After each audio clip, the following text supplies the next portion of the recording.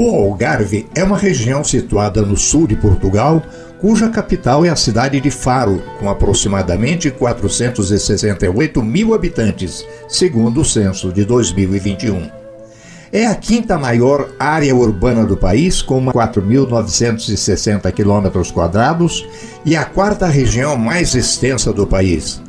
Limita-se a norte com a região do Alentejo, a leste com a Andaluzia espanhola e ao sul e oeste com o Oceano Atlântico. O Algarve transformou-se numa das regiões portuguesas com maior número de residentes estrangeiros oriundos principalmente de países europeus. Em 2018, 69 mil dos habitantes não eram portugueses, sendo oriundos da França, Itália e Suécia, e estes foram também os que mais cresceram naquele ano.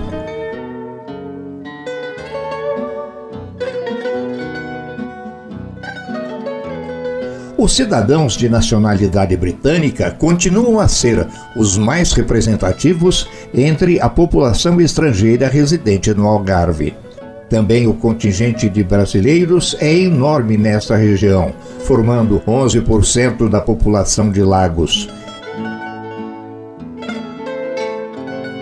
Esta, ao lado de Lulé, Portimão e Faro, são as maiores cidades da região. A partir de 1965, com a inauguração do Aeroporto Internacional de Faro, o turismo recebeu um grande impulso em todo o Algarve, promovendo o grande desenvolvimento de toda a região. Tornou-se, então, na principal atividade econômica algárvia, levando a região a afirmar-se como estância balneária de reconhecimento internacional.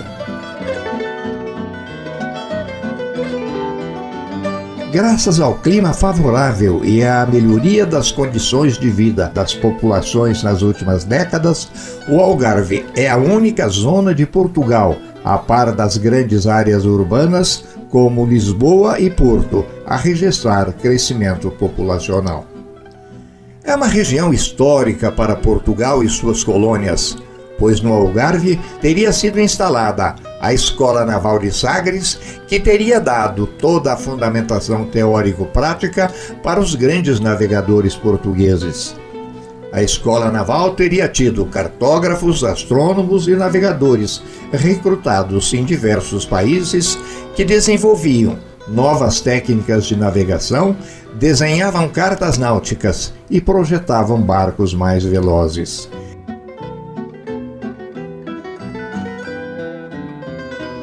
Estes desbravaram os oceanos desconhecidos, alargando o mapa-mundi no final do século XV e início do século XVI, com descobertas de novas rotas marítimas e novos continentes. Nos últimos 2 séculos, entretanto, muitos historiadores têm colocado em dúvida a existência de escola dessa natureza na vila de Sagres, apesar da existência ali de uma grande fortaleza. Segundo outros historiadores, se tal escola existiu, esta teria como base a vila de Lagos, muito próxima a Sagres. Lagos, hoje com 30 mil habitantes aproximadamente, foi a capital do Reino dos Algarves de 1553 a 1775, quando foi praticamente devastada por um tsunami em decorrência do grande terremoto daquele ano. Tinha uma baía larga, ideal para navegar. Em Lagos há muitos vestígios da passagem do infante Dom Henrique, fundador de tal escola. Fortalezas da época, estátuas do grande navegador, monumentos em sua rua principal e uma grande e bela praça que o homenageia com seu nome. Porém, nenhuma informação há sobre o local em que tal escola teria funcionado. O Algarve dispõe de praias e paisagens naturais que, aliadas ao clima temperado mediterrâneo, tornam-na na mais turística região de Portugal. A costa do Algarve tem cerca de 150 quilômetros de extensão, sendo difícil escolher as suas melhores ou mais belas praias. É uma das regiões mais bonitas de Portugal e um dos destinos mais procurados da Europa durante o verão. O que faz do Algarve região balneária tão especial é a imensa variedade de ofertas, desde algumas acolhedoras praias somente acessíveis por mar e outras que se apresentam como grandes orlas que se esticam por quilômetros, com areias brancas e as dramáticas formações rochosas em arenite calcário rosa formando grandes penhascos.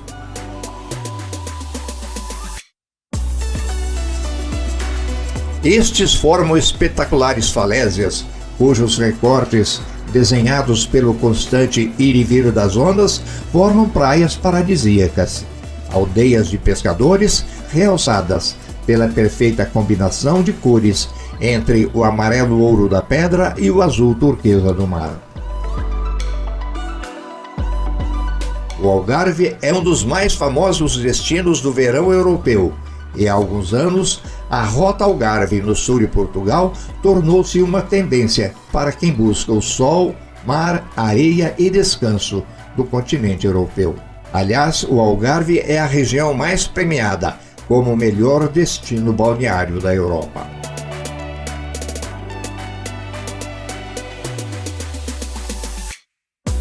Hoje, a capital da região algárvia no sul de Portugal é Faro, cidade com quase 68 mil habitantes.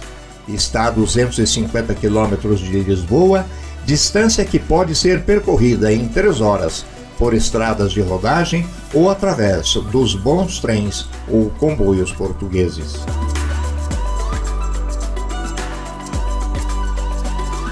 Faro é uma cidade muito antiga, cujos primeiros marcos remontam ao século VIII a.C., no período da colonização fenícia do Mediterrâneo Ocidental. O seu nome de então era Ossónoba e se constituía em um dos mais importantes centros urbanos da região sul de Portugal e entreposto comercial integrado num amplo sistema com base de trocas de produtos agrícolas, pescados e minérios. Entre os séculos III a.C. e VIII d.C., a cidade esteve sob o domínio romano, bizantino e visigodo, mantendo ainda muitas ruínas destes tempos, principalmente como cidade romana. O Arco da Vila, monumento em estilo neoclássico nas imediações da Marina, encontra-se no local onde havia uma porta que fazia parte das bem preservadas muralhas mouras originais. Aliás, Faro foi conquistada pelos mouros no ano 713 d.C., os quais ergueram ali uma fortificação, reforçada por uma grande muralha, boa parte dela perfeitamente preservada. Após a independência de Portugal em 1143, seu primeiro rei, Dom Afonso Henriques, e seus sucessores iniciaram a expansão do país para o sul, reconquistando os territórios ocupados pelos mouros.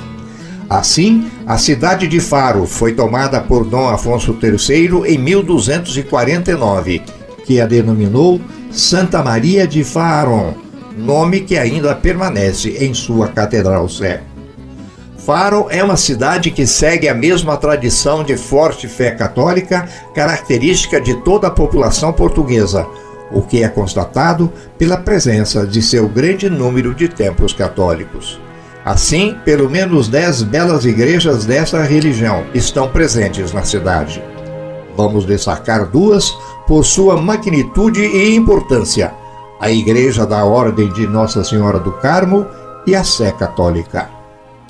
A Igreja do Carmo, em majestoso estilo barroco, constitui um dos mais importantes monumentos históricos da região algárvia. Foi fundada em 1713 pelo bispo Dom Antônio Pereira da Silva, no interior da cerca seiscentista que envolvia a cidade. Entretanto, sua aparência hoje é da metade do século XIX, uma vez que sua fachada e corpo central iniciais foram demolidos e reedificados com maiores dimensões a partir de 1747. Internamente, a igreja apresenta uma só nave, com capela-mor e 4 capelas laterais. A Igreja do Carmo é enriquecida por um grande conjunto de talhas douradas, tanto no altar principal como nas capelas laterais. Uma das grandes atrações da Igreja do Carmo de Faro é uma pequena capela localizada atrás da mesma e cujas paredes foram totalmente construídas com ossos humanos. É a Capela dos Ossos, uma atração considerada macabra por visitantes e pela própria população farense. Entretanto, a ideia da construção de igrejas revestidas com ossos humanos não surgiu em Faro, e sim em Évora, cidade localizada um pouco ao norte, no Alentejo. Entre os séculos XVI e XVII, por iniciativa de 3 monges, Évora revestiu toda a capela pertencente à igreja de São Francisco com ossos humanos, um monumento bastante estranho e macabro no subsolo daquela igreja. O número de ossos que decoram a capela de Évora foi estimado em 5.000. Diz a lenda que tais ossos eram de soldados que morreram em uma grande batalha ou de vítimas da peste. Já a Capela de Ossos de Faro é bem menor. Na verdade, é um anexo da Igreja Nossa Senhora do Carmo, mandada construir em 1816, usando crânios e fêmurs, num total de 1.250 esqueletos. As ossadas provêm de um antigo cemitério da Ordem que se localizava nos fundos da igreja. A entrada da capela contém uma inscrição: para aqui a considerar que a este estado hás de chegar. Outra belíssima e importante igreja de Faro é a sua Sé, dedicada a Santa Maria, e foi construída dentro das muralhas que envolviam o centro da cidade, hoje chamada Cidade Velha. Tem 3 magníficos portais góticos, embora a maior parte de sua estrutura tenha estilo românico e até algum detalhe do gótico. Seus altares são feitos em madeira folheada a ouro e azulejos portugueses. Apresenta também um importante museu, sendo dedicado a Santa Maria. Segundo a tradição, a igreja de Santa Maria de Faro foi erguida sobre as fundações de uma basílica paleocristã e uma mesquita.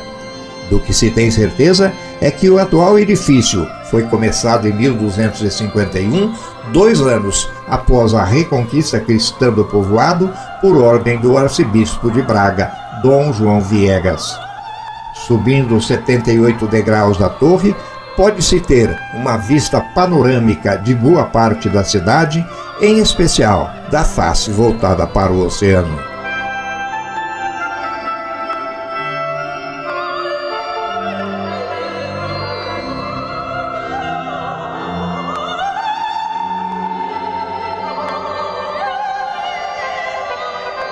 Tomamos aqui a rua Serpa Pinto e seguimos pela Felipe Elisião, abertas no final do século XIX e princípios do século seguinte, para verificar estilos arquitetônicos predominantes na época. São prédios relativamente simples, mas de maneira geral, todos exibindo detalhes do estilo Art Nouveau, muito utilizado na época.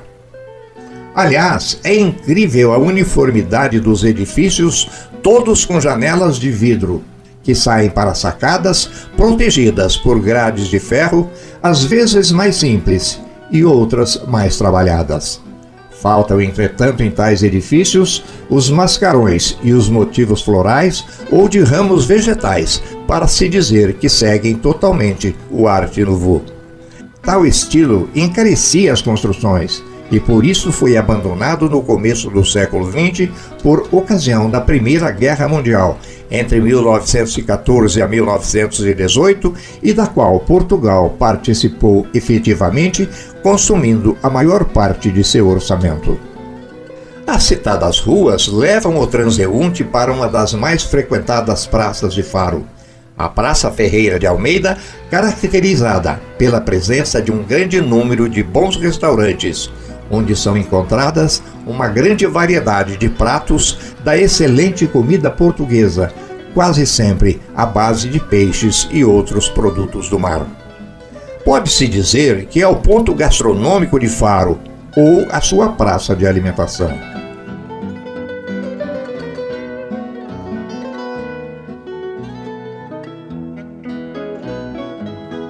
Faro tem um bom centro comercial, cujas lojas estão preparadas para atender ao gosto, até certo ponto, refinado de seus turistas. A principal rua comercial da cidade é a Rua Santo Antônio e algumas paralelas. São ruas que exibem lojas de grife internacional. Seu calçamento é esmerado, com ladrilhos formando belos painéis de muito bom gosto.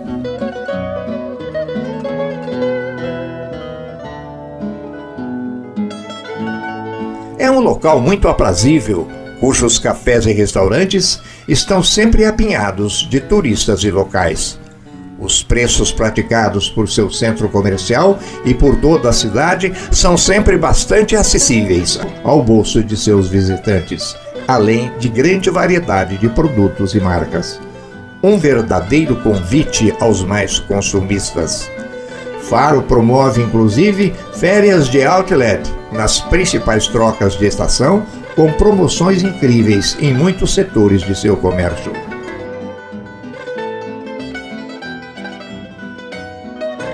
Se deslocando uma quadra abaixo da Praça Ferreira de Almeida, pela Rua 1º de Maio, no sentido contrário ao centro comercial, o transeunte encontra as docas e a marina de Faro, talvez o local mais frequentado da cidade, apresentando também restaurantes e quiosques para alimentação ou apenas para alguns drinks. Centenas de embarcações permanecem atracadas na marina, à espera dos felizes proprietários, para um passeio pelo Mediterrâneo de águas claríssimas e muito azuis. A maior parte da marina é ladeada pela Praça Francisco Gomes, a qual é coberta pelo belo Jardim Manuel Bivar. Este se inicia com um belo coreto em uma das suas extremidades. Vários prédios públicos se abrem para a calçada da Praça Francisco Gomes, como a Santa Casa de Misericórdia, que tem a seu lado e a ela pertencente a Igreja Manuelina do Espírito Santo, construída no ano de 1583, hoje chamada apenas de Igreja da Misericórdia de Faro. Praticamente ao lado da Santa Casa se localiza uma agência do Banco de Portugal, um edifício notável da cidade de Faro. Construído em 1926, é um interessante exemplo da arquitetura revivalista neo-manuelina, com sugestivos caracteres islâmicos na porta principal. Ao seu lado, outra instituição bancária, a Caixa Geral de Depósitos, talvez a mais bela construção da praça, dotada de um belo detalhe em um de seus ângulos. Também a Câmara Municipal de Faro se encontra em uma extremidade do jardim. Trata-se de um edifício simples que apresenta no alto do portal um frontão triangular. Como é sabido, em Portugal as câmaras municipais desempenham o papel das prefeituras do Brasil. Não existe naquele país a figura do prefeito municipal, e as funções administrativas da cidade são exercidas pelo presidente da Câmara Municipal.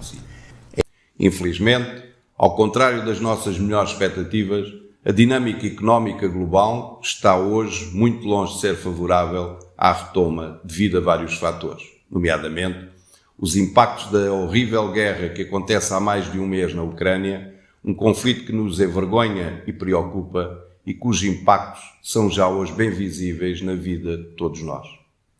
Durante as últimas semanas, podemos já todos sentir na pele os primeiros impactos desta crise energética, nomeadamente pelos brutais aumentos dos combustíveis que temos registado. No lado oposto do Jardim Manuel Bivar, foi erguido um obelisco em granito cinza, em homenagem à Ferreira de Almeida, onde se lê: criou a Escola de Marinheiros, desenvolveu a aviação pública e protegeu a indústria da pesca. José Bento Ferreira de Almeida foi um político e militar marinheiro, nascido em Faro, no final do século XIX, e que chegou a ministro da Marinha Portuguesa. Foi um dos políticos mais influentes de Faro. As calçadas da Marina Farense eram um dos locais preferidos para grupos musicais portugueses mostrarem suas habilidades musicais. Alegria, alegria.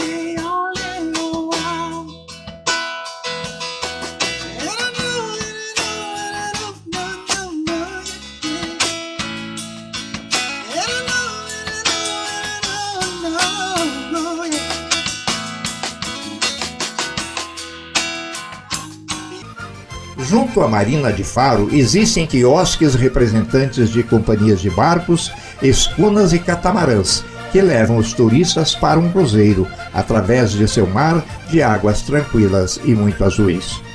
Os passeios mais agendados pelos visitantes têm como destino as ilhas próximas a Faro: Ilha Deserta ou Ilha Barreta, Ilha do Farol e Ilha da Culatra. Sem exceção, as praias que rodeiam estas ilhas são muito bonitas e por isso tidas como cartões postais da região do Algarve. Além disso, são extremamente limpas e organizadas, com águas cristalinas, embora, de modo geral, bastante frias mesmo no verão.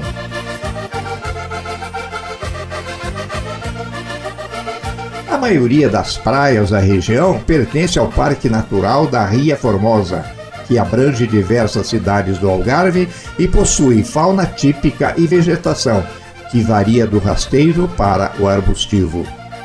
O que explica a existência de tantas ilhas extremamente semelhantes entre si em região pouco extensa é a chamada Ria Formosa. A Ria Formosa é um sapau situado na região do Algarve que se estende pelos concelhos de Lolé, Faro, Olhão, Tavira e Vila Real de Santo Antônio, abrangendo uma área de cerca de 18.400 hectares ao longo de 60 quilômetros de suas praias.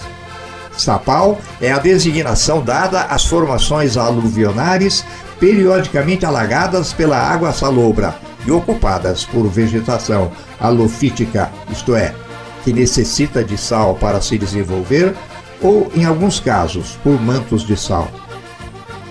Em poucas palavras, rias são trechos de água doce que se misturam à água salgada do mar. As praias em torno dessas ilhas são uma ótima opção para as famílias com crianças e também para viajantes solitários que buscam conhecer restaurantes famosos de Faro, a capital gastronômica da região do Algarve. Além das belezas naturais, Faro é conhecida pelo turismo náutico e pela gastronomia mediterrânea e litorânea. Como o nome indica, a ilha deserta não é habitada a não ser por um único habitante, que ali mantém uma casa rústica que tem à frente a estátua de uma bela banhista, modelada em plástico, provavelmente para aliviar a solidão do único morador da ilha.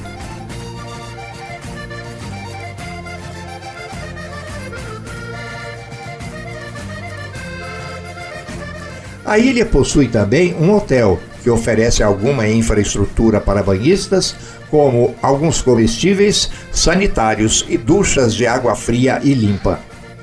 Trata-se de uma encantadora ilha deserta, como em tantos cenários de filmes, livros e sonhos. Na verdade, um pequeno paraíso natural, coberto apenas por uma vegetação arbustiva. Já foi considerada uma das melhores praias desertas da Europa e é um destino perfeito para uma escapadinha tranquila entre o mar e a Ria Formosa. A viagem em uma escuna dura mais ou menos 30 minutos entre o embarcadouro das docas até a ilha. A aproximadamente 8 quilômetros da ilha deserta, ancoramos nossa escuna do embarcadouro da Ilha do Farol. Tem este nome, uma vez que nela se encontra o farol do Cabo de Santa Maria, que foi edificado em 1851 e tem uma torre com 50 metros de altura. Esta ilha já é mais habitada e, além de muitos moradores, disponibiliza muitas casas para veraneio de locatários. Sua vegetação natural também é arbustiva, mas suas casas residenciais, via de regra, são dotadas de jardins com flores vivamente coloridas. A poucos metros do farol há um excelente restaurante que serve bons pratos da comida portuguesa, e por ali mesmo os banhistas caem na água de sua bela praia.